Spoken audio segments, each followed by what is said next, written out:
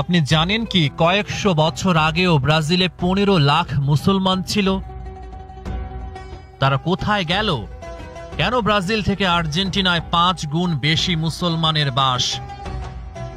Brazil কি পারবে মুসলমানের সংখ্যায় আর্জেন্টিনাকে ছাড়িয়ে যেতে?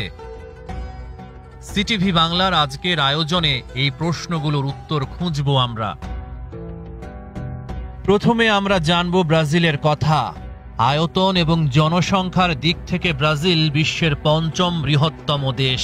দেশটির মোট আয়তন 85,14,877 বর্গ কিলোমিটার।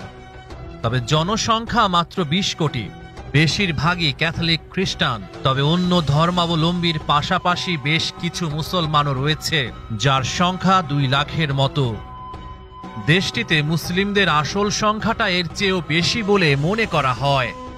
লাতিনের সর্ববৃহৎ এই দেশটিতে ইসলাম ধর্মের অনুসারীর সংখ্যা কম মনে হলেও আনন্দের সংবাদ হচ্ছে ব্রাজিলে মুসলমানের সংখ্যা দ্রুত বাড়ছে, আলহামদুলিল্লাহ।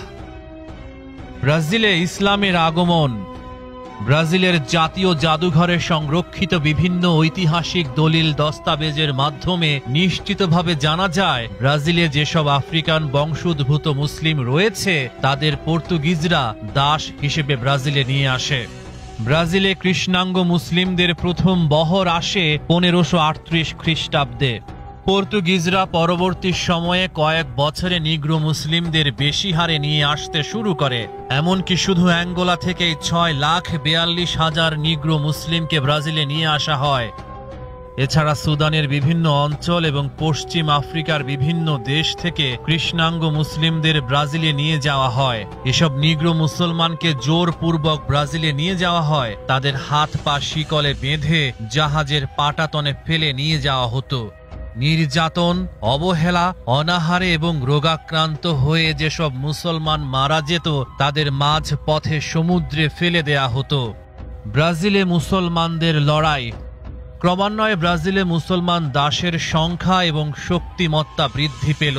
1605 খ্রিস্টাব্দে ব্রাজিলের উত্তরাঞ্চলীয় আলমির্স শহরে তরুণ মুসলিম নেতা জানজা জুম্বার নেতৃত্বে নিপীড়িতদের জন্য একটি আলাদা মুসলিম রাজ্য গঠন করা হয়।